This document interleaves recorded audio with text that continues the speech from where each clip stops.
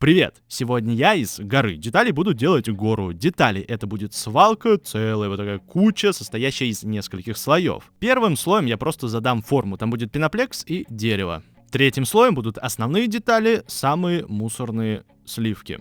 Второй слой, он, наверное, самый важный, будет состоять из всего, что мне попало под руку. Первыми под нож пошли пластиковые трубочки. Примерно рассчитав объем кучи, я понял, что чтобы ее сделать, мне понадобится наполнить чем-то 34 вот таких стакана. Поэтому в дело пошло вообще все, что имеет хоть какую-то форму и какую-нибудь интересную фактуру. Я это рвал, резал и ломал. Дерево очень сильно помогло увеличить объем моей свалки. Я его резал? Нет.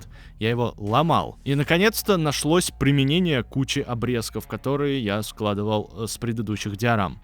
Металлических деталей будет не очень много, и среди них лучше всех под это дело подошла строительная фольга. Также пригодилась металлическая губка с ее тонкими волокнами и бумага наждачная, а еще бумага для упаковки. Пока не 34 стакана, но уже все это будет на подставке из пеноплекса и дерева. Напилил 5-миллиметровых реек для рамки, и вся конструкция будет похожа на холст под мусор. Обклеиваю эту рамку вокруг пеноплекса. Внутрь, поперек вклеиваю рейки потоньше, чтобы конструкция была понадежнее, и пообжимаю все это струбцинами. Эту рамку с пеноплексом приклеиваю на картон, а верхняя часть просто будет залита гипсом. Еще года 2 назад подписчик прислал мне целую кучу деталей. Это остатки от моделей танков в 72-м масштабе, и я не знал, куда это применить. Но вот, наконец-то, настал тот день, и из этой кучи выбираю подходящие детали. Они нужны для отдельной части диорамы, которая будет состоять из ржавых деталей, но их мало, поэтому придется разобрать целую модель. Чтобы эта куча имела более понятный вид, взял модель автомобиля, потому что ее детали всем знакомы, и просто срезал их с литников. Еще одна модель автомобиля будет в полуразобранном состоянии, отдельно будет рама и отдельно будет кабина. Это старый немецкий легкий грузовик. Собираю его не полностью, чтобы он был такой полупрозрачный, уже похожий на привидение. И отдельная россыпь деталей еще.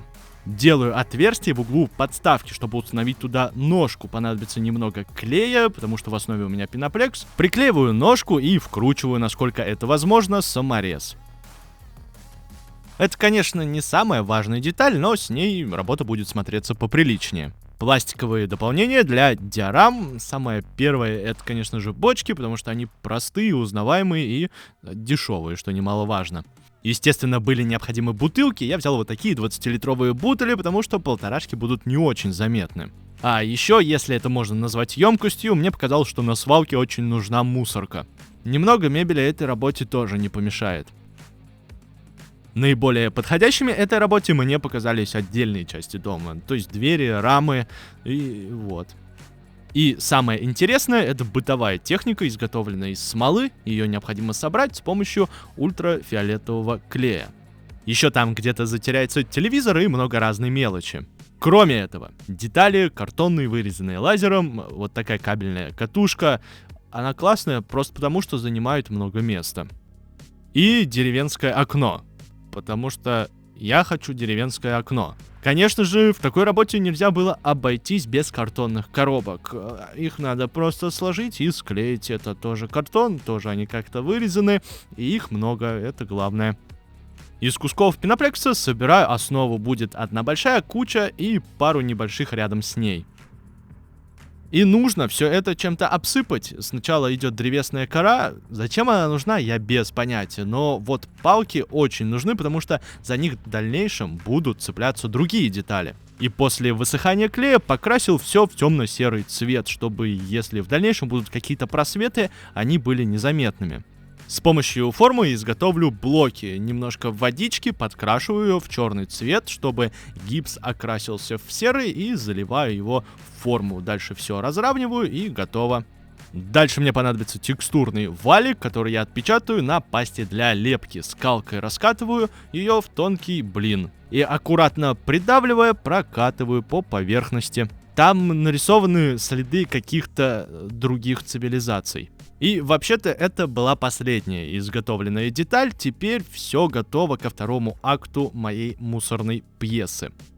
В нем все заготовленные детали будут собираться в кучу и краситься. Чтобы детали закреплять, буду использовать строительный ПВА-клей и смачивать поверхность. И я ничего не смешиваю, все высыпается отдельными кучками. Время поработать над рельефом — это обычная акриловая шпаклевка. Я ее разбавил водой, подкрасил в серый и вот так вот грубо нанес. Это просто первый слой, потом будет еще. Чтобы куча не смотрелась одиноко, будет забор. Вот такая сетка рабица, сделанная методом фототравления. Одну секцию я вот так сломал, а другие склею с помощью досок. Намазываю клей и две дощечки между собой, зажимаю там забор, и вот он.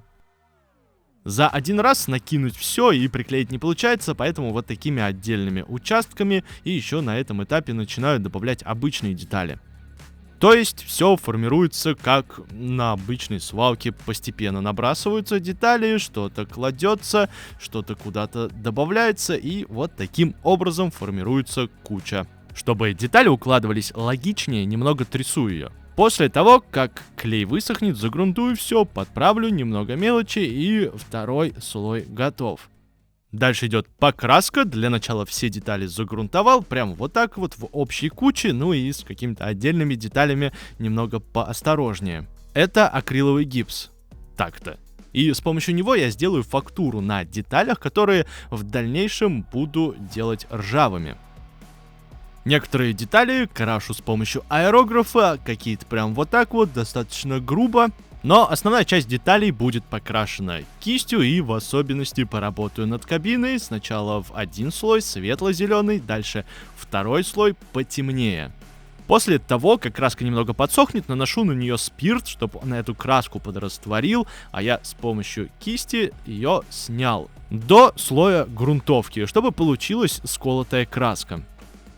Эти сколы потом я покрою ржавчиной, а еще в ржавчину крашу забор. В процессе работы еще решил добавить растение. Это тоже фототравление, папоротник. Вот так вот постепенно все крашу, все мелочи, прокрашиваю каждую детальку, пока вот все не будет готово. Следующий этап после покраски — декали. Размачиваю их в воде и переношу на нужные детали. Будет пару дорожных знаков и автомат с газировкой, который вот так полностью декалью закрывается. Ну и бочки. Собираю вторую кучу, которая будет состоять из ржавого металла. Просто вот так накидываю, потом добавляю клей для пластика и еще накидываю. Этого оказывается мало, поэтому в процессе пришлось распилить еще одну модель автомобиля, чтобы куча получилась более внятной. Загрунтовал. Третья куча, самая маленькая, для нее купил вот такие покрышки и достал колеса из наборов сборных моделей автомобилей. Теперь они без колес, но зато свалка. Теперь эти горы можно покрасить, самая большая куча будет состоять из серых оттенков, а ржавчина будет ржавчиной. Детали получились очень яркими и как не вписываются в свалку, поэтому смачиваю поверхность и наношу грязно-серые цвета, просто чтобы приглушить яркость. А в серую кучу, наоборот, добавляю цвета, подкрашивая некоторые отдельные детали. В кучу ржавчины тоже нужно добавить оттенков, смачиваю водой и вот так вот наношу краску, чтобы она там самостоятельно растекалась и создавала разные узоры. Ржавчину на автомобиле наношу более аккуратно, точечно, в места сколов. Добавляю вот так вот по чуть-чуть краску, и она там тоже смешивается, и получается вот что. Кстати, ванна, но она будет не ванна, она будет клумба. Заливаю туда гипс, сверху измельченную кору, которую фиксирую клеем. Листья с помощью ручки сгибаю сначала вдоль, а потом поперек, чтобы они получились объемными. Отверстие, немножко клея и собираю папоротник. Я их сделаю 3, чтобы покрасивше было. Это ведь свалка. Последний этап покраски — затемнение во все углубления. Вот так вот эмалевую краску наношу, чтобы было объемненько. И можно уже начинать собирать все это воедино, приклеивая детали к диораме. Коробки, бутылки и бетонные блоки сыграли достаточно важную роль, потому что они были как бы связующими между основными деталями работы. Собираю последнюю кучку, состоящую из покрышек и колес, просто так по одной штуке приклеиваю их. Пигмент разбавляю спиртом для того, чтобы эти колеса состарить и испачкать, и тоненьким слоем наношу. Дальше идет финишный слой рельефа. Я взял просто все остатки акриловой пасты, что есть, и прямо на поверхности их смешал. И туда можно установить некоторые детали. Ну и вишенка на торте. Вот. Хотя это не торт, вообще не торт. Но на самом деле, несмотря на то, что это просто куча, процесс оказался достаточно сложным. Сложно было все это склеивать так, чтобы сохранить как бы небольшую воздушность и прозрачность между деталями. Очень сложно было все это организовывать, потому что непонятно, нет никаких правил, и ты не понимаешь, чему следовать, а что нарушать. И, ну, в общем, в процессе вроде бы как-то разобрался. Как уж вышло, судить вам. Вам спасибо, что смотрите. Мне спасибо, что делаю. Пока.